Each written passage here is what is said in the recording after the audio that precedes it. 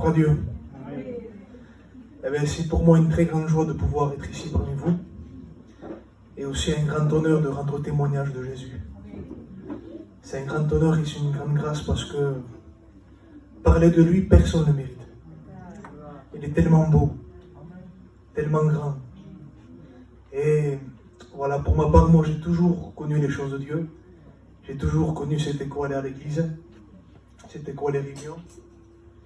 Et malgré tout ça, j'ai eu un foyer normal.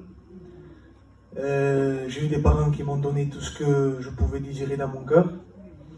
Jusqu'à l'âge de 12 ans où j'ai commencé à avoir dans mon cœur de très très fortes angoisses. J'ai commencé à grandir avec dans mon cœur un mal-être qui commençait à se former. Parce qu'aussi dans la situation de mes parents, ça n'allait pas. Et le foyer de mes parents s'est divisé. Et quand les parents ça ne va pas, automatiquement ça touche les enfants. Mais si on ne s'en rend pas compte, les enfants souffrent. Et j'en faisais partie. Et quelques temps plus tard, j'ai commencé à me former une bulle et à me réfugier dans les choses que j'avais, les choses d'enfants, dans les jeux vidéo, tout ça. Et je souffrais beaucoup. Et un jour, j'avais même dit à ma mère, moi, pour être comme je suis, je préfère mourir. Alors sur le moment, peut-être je ne le pensais pas réellement, mais un garçon qui vous dit ça, c'est que déjà ça ne va pas. Mais on a un Dieu vivant. Pour ça que je dis souvent, c'est pas parce qu'on est dans une foyer chrétien, dans l'évangile, qu'on est forcément chrétien.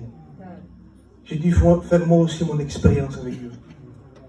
À l'âge de 15 ans, je suis rentré dans ma chambre et j'ai lu un texte de la parole de Dieu qui disait « Approchez-vous de lui, pierre vivante, rejetée par les hommes, mais choisie et précieuse devant Dieu. » Et j'ai réalisé à ce moment-là qu'aux yeux de Dieu, même si aux yeux des hommes je n'étais pas précieux, aux yeux de Dieu, j'étais très précieux.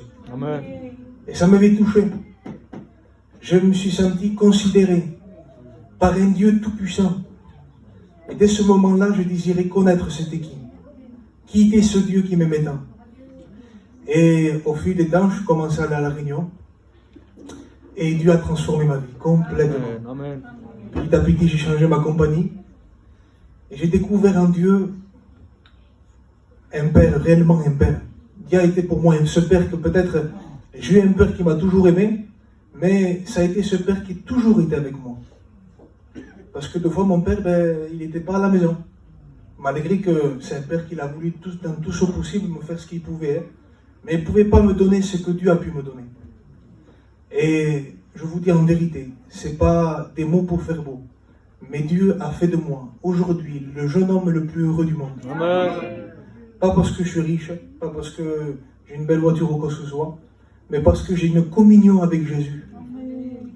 Et c'est ça ce qui comble l'homme, c'est d'avoir Jésus dans son cœur. Je n'ai pas fait une prière extraordinaire, j'ai tout simplement donné mon cœur à Dieu sans me compliquer. Et ma vie a été transformée du jour au lendemain. Amen. Ma famille m'a vie transformée complètement. D'un angoissé, je suis parti à quelqu'un de joyeux, d'un dépressif, quelqu'un qui avait une espérance vivante. Et comme je disais à mon futur père, je disais que je suis tombé amoureux de Jésus. Et c'est ça ce qu'il faut. Parce que c'est vrai, quand on est jeune, le monde il est très beau. C'est vrai que le monde il est beau. Mais Jésus il est plus beau que le monde. Amen. Je n'ai jamais connu le monde, mais je vous promets que quand je contemple Jésus, il n'y a plus rien qui me donne envie.